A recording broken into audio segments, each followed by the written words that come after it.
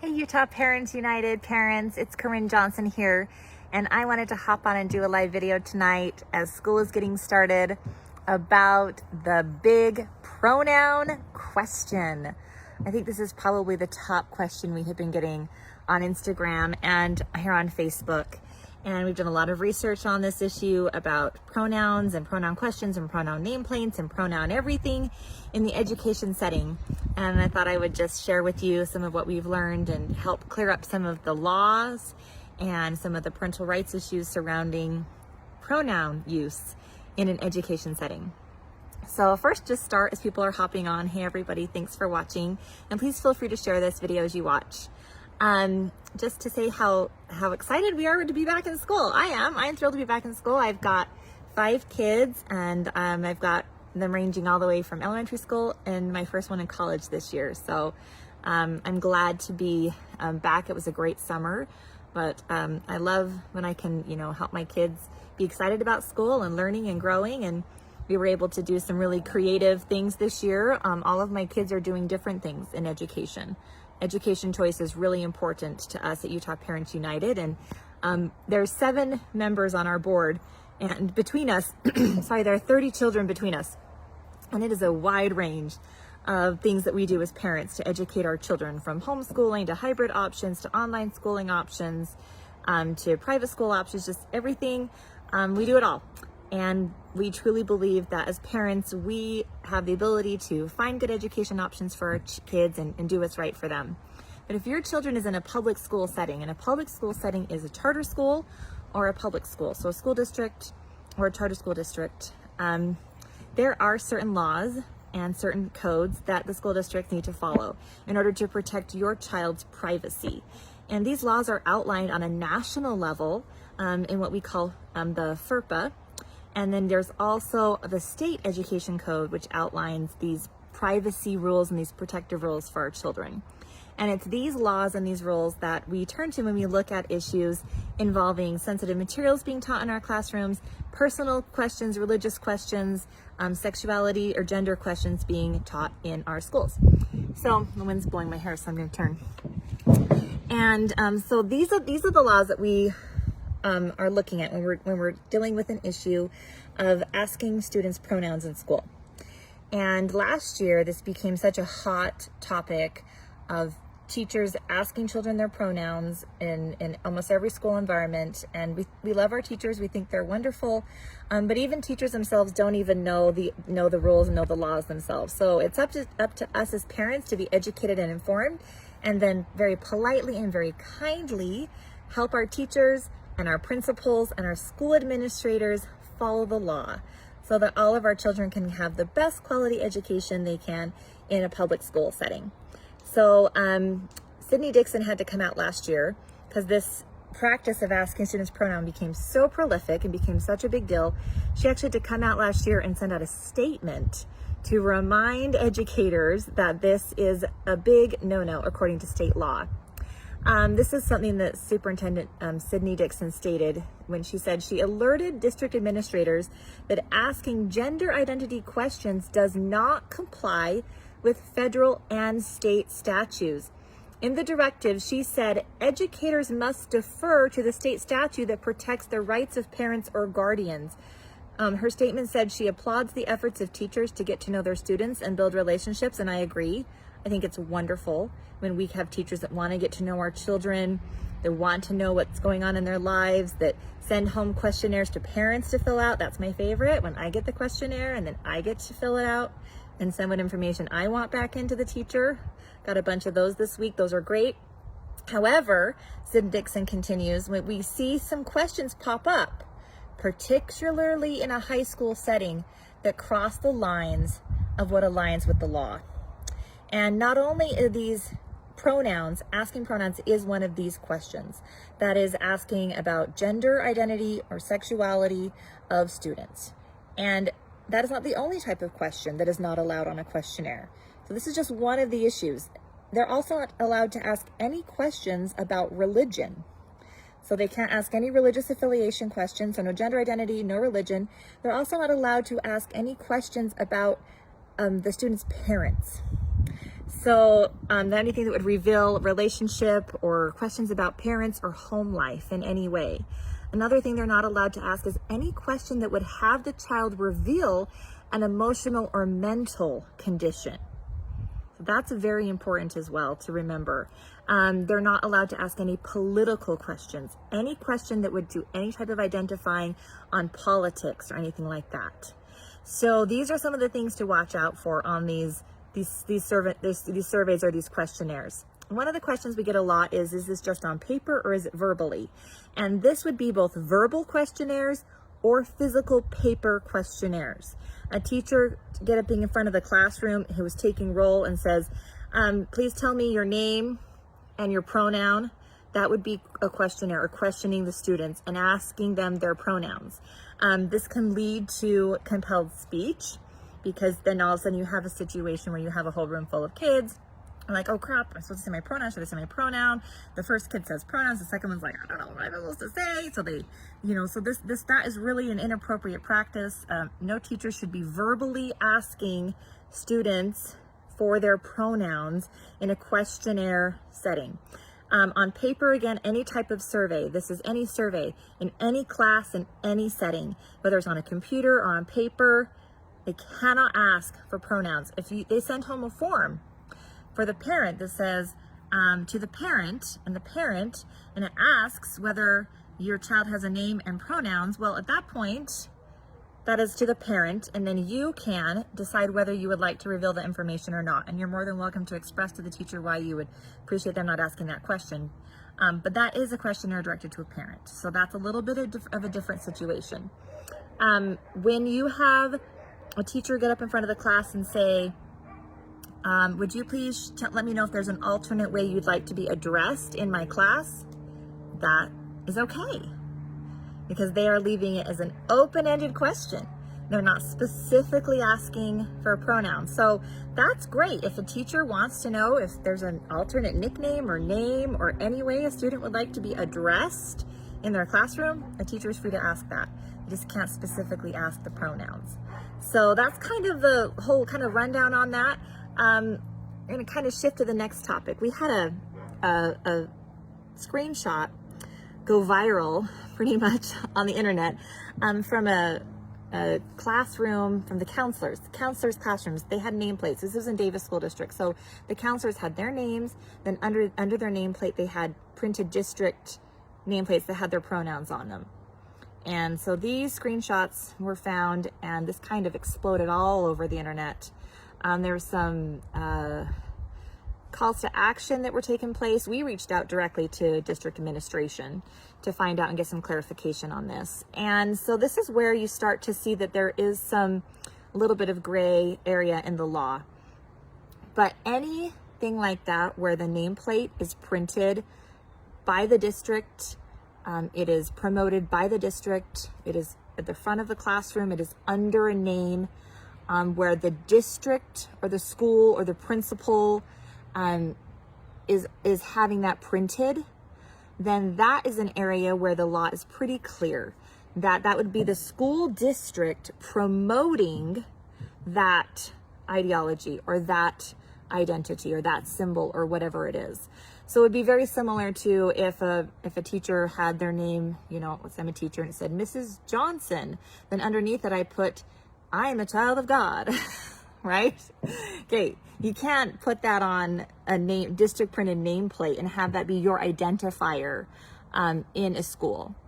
However, there are certain areas in a school where they do have protected speech or protected personal speech in a school, and that would be in their personal desk area.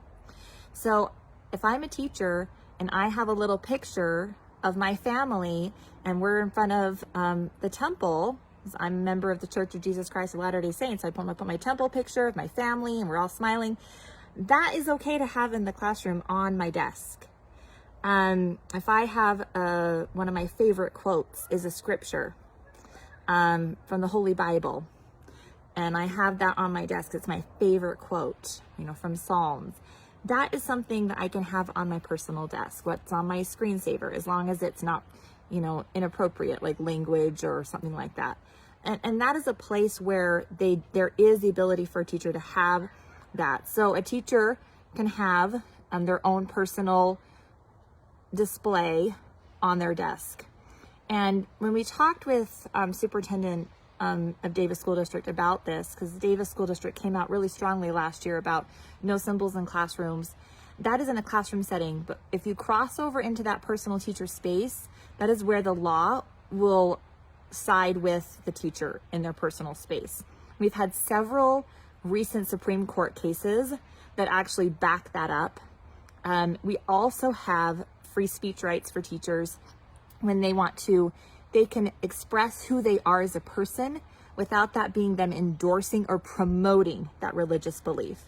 If you guys remember the Supreme Court's case recently of the high school football coach, and he would always go out into the field and he would pray. Just himself. He didn't tell his teammates, members to pray. He didn't tell the students to pray. Nobody else, just himself personally on the field, and would pray. And the Supreme Court ruled that that speech and that expression of his religious belief was protected. And we need to remember that that is the same case for teachers' beliefs in a school or classroom setting.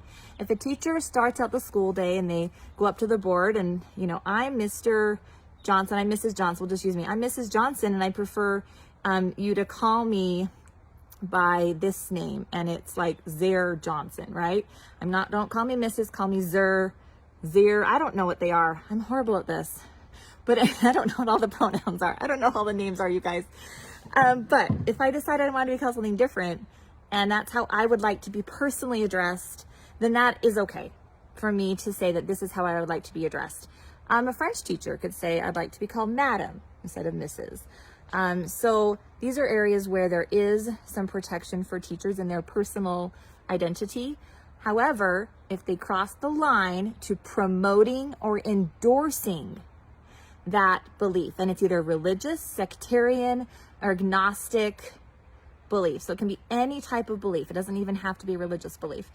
Any type of belief system or belief, if they promote it or endorse it, then that is where that line is crossed, which is why asking a student for that is different than them writing their name on the board.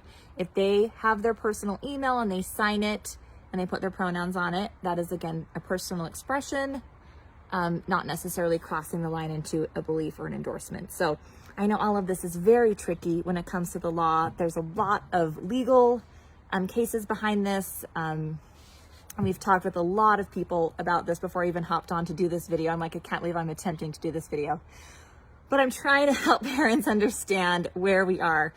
We want to be supportive of our teachers in our classrooms. And we believe the majority of our teachers are just wonderful teachers. My kids have fantastic teachers in my public and charter schools this year that are amazing. I'm thrilled to have them in school.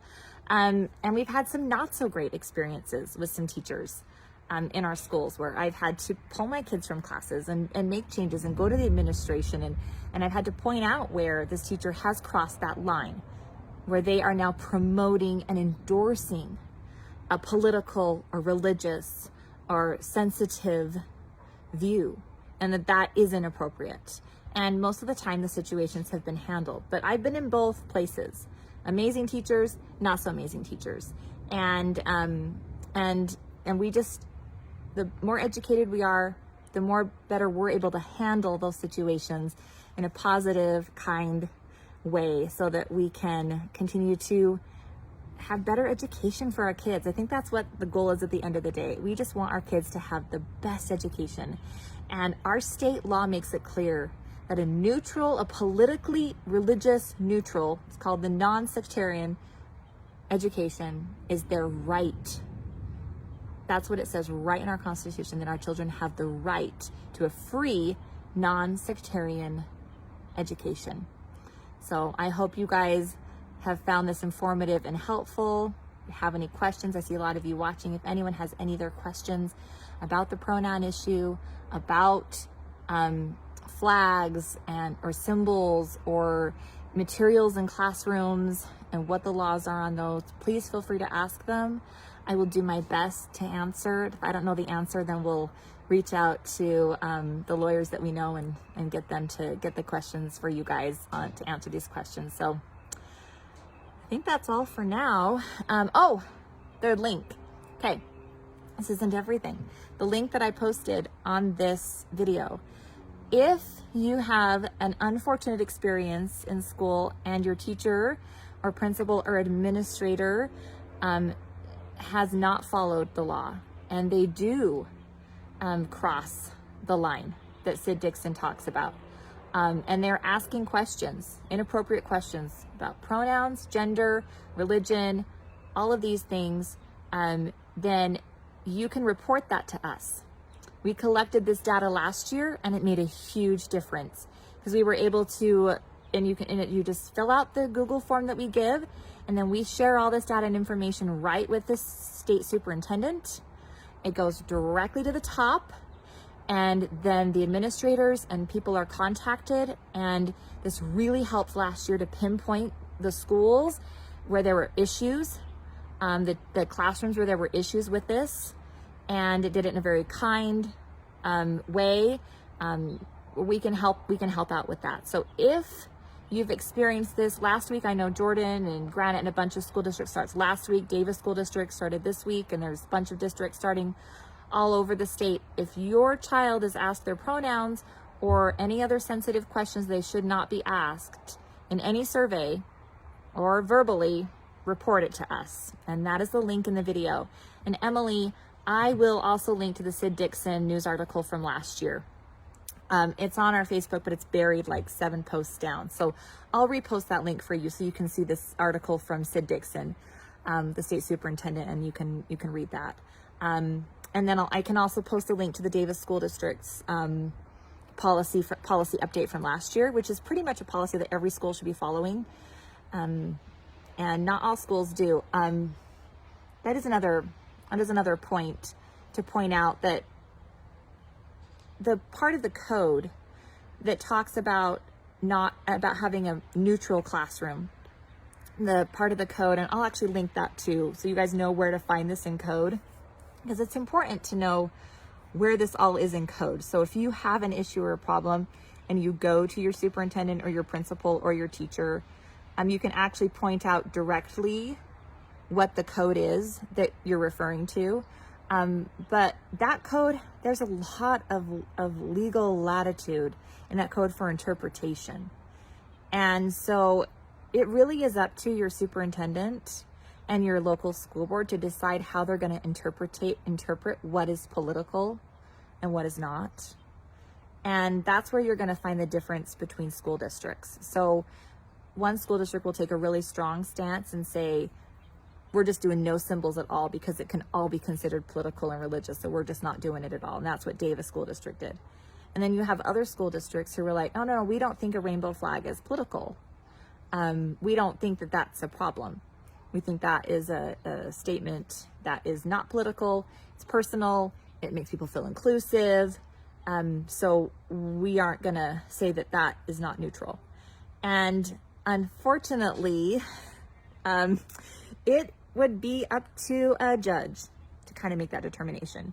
You as parents can always make your case, and I would encourage you to kindly go in and say, these are the reasons we feel that this symbol displayed in this classroom is not politically neutral. It is not religiously neutral. And we would ask that you help these classrooms remain neutral.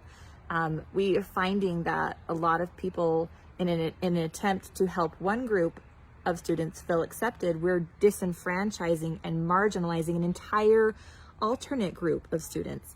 And that's the whole point of having a neutral classroom, right?